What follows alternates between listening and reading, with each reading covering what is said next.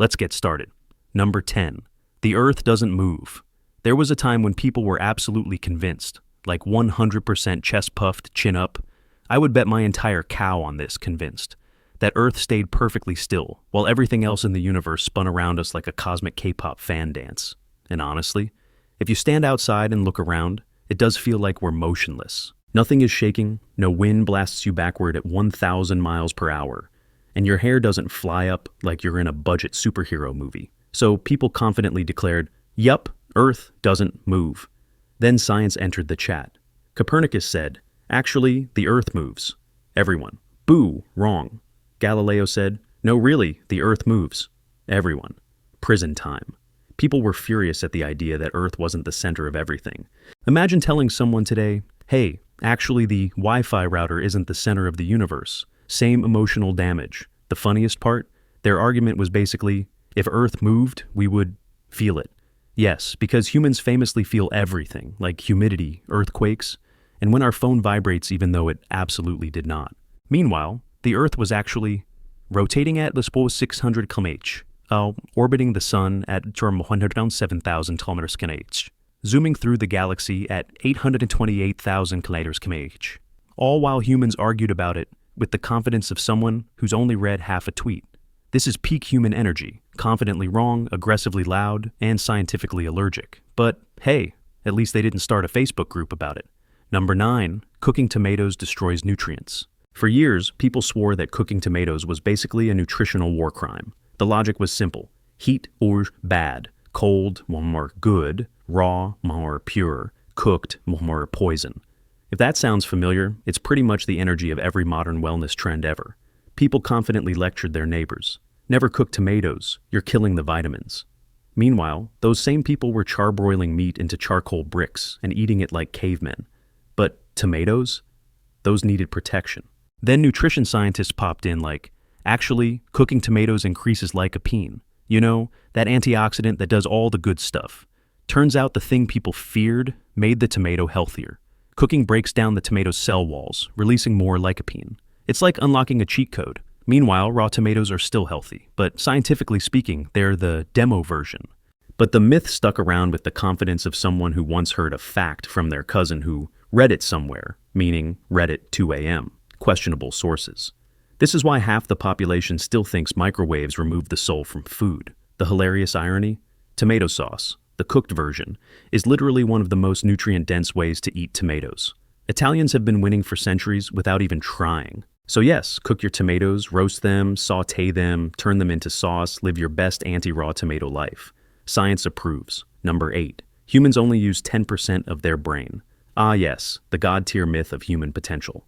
The 10% brain myth has survived longer than most relationships. People thought, if we could access the other 90%, we'd unlock superpowers. What superpowers? Telepathy? Telekinesis? Being able to remember why we walked into the kitchen? This myth became so popular that entire motivational seminars were built around it. You can awaken your hidden brain, they said. Buy my course, they said. Confidently wrong, profitably wrong, beautifully wrong. Here's the actual science. We use 100% of our brain, just not all at once. Unless you want to experience the worst seizure imaginable. Brain scans show activity across all regions, depending on what we're doing. Even sleeping uses a ton of brain power, which explains why dreams feel like they were written by caffeinated screenwriters. So, where did the myth come from? Probably a misunderstood quote from a neuroscientist in the early 1900s who never meant it literally. But people took it, ran with it, tripped, fell, rolled downhill, and created a century of pseudoscience that refuses to die. The funniest part? If we truly used only 10% of our brain, the remaining 90% would rot. Evolution does not keep spare parts lying around. We barely keep receipts. And honestly, humans struggle enough with 100% of their brain. Imagine giving us more power. We'd use it to make worse decisions, faster. So, yeah, you're already using your full brain. Whether you're using it well is a different discussion entirely. Number 7. Thunder can't strike the same place twice. For some reason, humans absolutely loved the idea that lightning follows a moral code, like it's a gentleman, politely avoiding places it has already visited. Don't worry, people said confidently. Lightning never hits the same place twice, as if lightning is out here keeping a travel diary. Meanwhile, the Empire State Building gets hit over 20 times a year. standing there like a giant metal lightning magnet.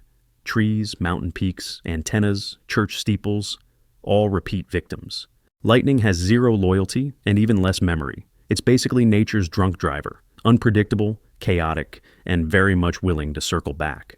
But back then, people believed this myth with the confidence of someone who just finished a YouTube video titled "The Government Hides Weather Secrets." Why did the myth spread?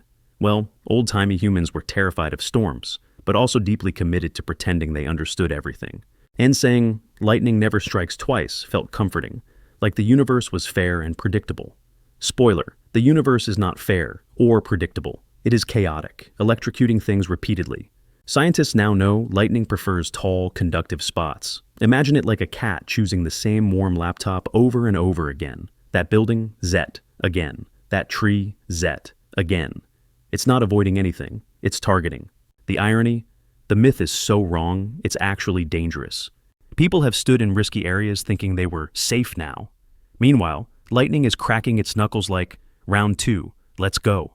This is humanity in one sentence. We will confidently believe something absolutely false as long as it sounds comforting and fits on a motivational poster. Number 6. Sharks don't attack in shallow water. People used to feel completely safe in shallow water. Sharks only attack in the deep ocean, they said. They won't come near shore, they said, confidently, proudly, beautifully wrong. Because guess what? Sharks love shallow water. They treat it like a drive-through. Tiger sharks, bull sharks, black tips, they all cruise the shallows for food. Some species even prefer it. Meanwhile, humans were splashing around 2 meters away, believing they were in the no-shark zone. Why did people believe this? Because shallow water looks safe. It's sunny, warm, only knee-deep. Which triggers the human brain to go, "Nothing bad can happen here." This is the same brain that tells people to text while driving, and the confidence people had? Wild. Grandparents telling kids, "Stay near the shore, you'll be fine." Meanwhile, a bull shark is literally 3 meters away thinking, "Sup." Sharks don't follow human rules. They don't check the depth like swimmers checking the height of a pool. They go wherever the food is, fish, seals, or humans who look suspiciously like snacks in wetsuits. Here's the truly hilarious part. Most shark bites happen in waist-deep water. Yes, waist-deep. The water depth where humans feel brave enough to attempt backflips. Even funnier, some people still argue this myth today, proudly saying, "I've never seen a shark in shallow water." Bro, you've also never seen air, but you still breathe. Once again, classic human behavior, confident belief, plus zero evidence, plus a beach umbrella. Awesome myth forever. Number 5. If you drop a penny from a skyscraper, it can kill someone. This myth has the confidence of a middle schooler explaining physics after watching one superhero movie. People swore that dropping a penny from a tall building would make it fall so fast it would slice through someone's skull like a copper bullet. A penny as a weapon, a penny as a sniper round, a penny as the world's cheapest assassination tool. Reality check. A penny is too light, too flat, and has too much air resistance. It flutters down like a depressed leaf. If you dropped one from the top of the Empire State Building, the most it could do is annoy someone, or make them say, "Ow, really?" But the myth lived on because it sounded dramatic and scientific. People imagined pennies accelerating endlessly like they were in a vacuum chamber. Meanwhile, the real atmosphere said, "Nope, drag force, baby." Still, entire generations believed this with absolute seriousness. Teachers warned students, parents warned kids, and every kid secretly planned to test it. Scientists eventually tested it. The penny doesn't break skin, it doesn't crack bone. It just makes you rethink whoever dropped it. The most dangerous part of the myth isn't the penny, it's the confidence. Humans love imagining physics that feels intuitive, but is actually cartoon logic. If pennies truly became lethal at high speeds, every city with tall buildings would be a war zone. People would walk around wearing helmets, and pigeons dropping coins would become classified as terrorist threats. But no, it's just a tiny metal disc obeying boring air resistance. Once again, humans, 0. Physics, 1. Number 4. Goldfish have a 3-second memory. For years, people were hilariously confident that goldfish swim through life like little orange amnesiacs, forgetting everything every 3 seconds, existing in a permanent loop of, "Where am I? What's this? Who am I? Oh look, a castle. Oh look, a castle. Oh look, a castle." It became such a universal fact that nobody questioned it. Kids repeated it. Adults repeated it. Teachers repeated it. Even some pet store employees repeated it. which is crazy because their entire job is fish. But science eventually stepped in and said, actually, goldfish have great memory. Not okay memory, not slightly impressive memory, great memory. Goldfish can remember feeding times, color patterns, routes and mazes, human faces, training commands, and even music differences. Yes, music. Some can tell classical songs apart.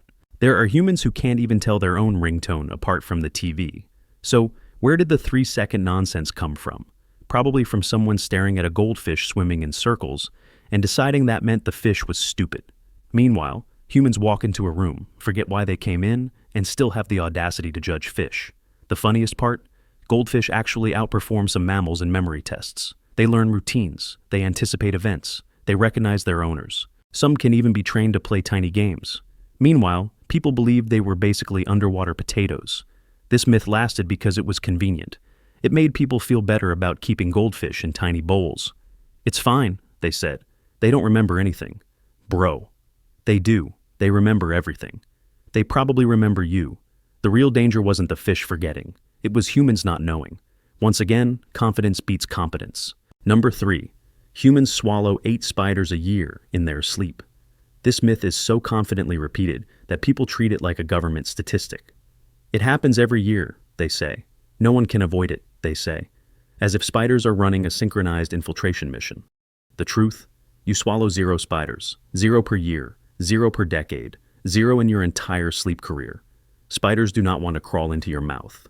To them, your mouth is basically a warm, humid cave filled with loud snoring, random teeth, and unpredictable wind currents. Basically, a nightmare Airbnb. So, where did this myth come from? A writer in the 1990s made it up on purpose. Yes, on purpose. To prove that people will confidently believe anything they read. The experiment worked a little too well, because now everyone thinks they're living in a horror documentary called Arachnid Dining, the Sleep Edition. The funniest part? People are terrified of swallowing spiders, but not terrified of the things they actually swallow in their sleep, like dust, bacteria, tiny mites, their own saliva, existential dread. Nope, it had to be spiders. The confidence behind this myth is top tier. People say it with full conviction. I heard we swallow 8 spiders a year. From where? I think my cousin said it. Where did he hear it? The internet? Ah yes, the internet. The birthplace of flawless truths. Scientists have studied spider behavior extensively, and sleeping humans are literally the last place a spider wants to visit. Spiders avoid humans. Humans avoid spiders. It's a perfect relationship. But humans love a dramatic fact, especially one that triggers immediate panic. The truth? If a spider ever crawled onto your face at night, it would panic more than you. Number 2. Shaving makes hair grow back thicker. This is one of humanity's favorite lies. Parents repeat it. Friends swear by it. Teenagers believe shaving one time will turn them into a werewolf by Monday. But the truth? Shaving does not make hair grow back thicker or darker. It just looks that way. When you shave, you cut the hair straight across, leaving a blunt edge. When that edge grows out, it feels rough, looks darker, and convinces your brain that your body suddenly upgraded to premium hair mode. But biologically, the hair diameter doesn't change, the growth rate doesn't change, the texture doesn't change, your DNA definitely doesn't panic and generate super hair. If shaving really made hair thicker, bald people would have discovered this cheat code a long time ago. Scientists have tested this myth for almost a century. Every result says the same thing. It's just an illusion, a very stubborn, very confident illusion. Another classic example of humans believing something simply because it feels true. Number 1, humans have only 5 senses. For centuries, people proudly declared, we have 5 senses. Sight, hearing, smell, taste, touch, end of list. Case closed, science finished, textbook printed. Convinced with the confidence of someone who just memorized a poster in kindergarten. Reality? Humans have way more than 5 senses. Depending on how you count them, it's closer to 10, 14, even 20 plus. Yes, 20 plus superpowers, all ignored because someone in the 1600s thought 5 sounded tidy. Here are just a few extra senses we actually have. Proprioception, knowing where your body parts are. Equilibrioception, balance.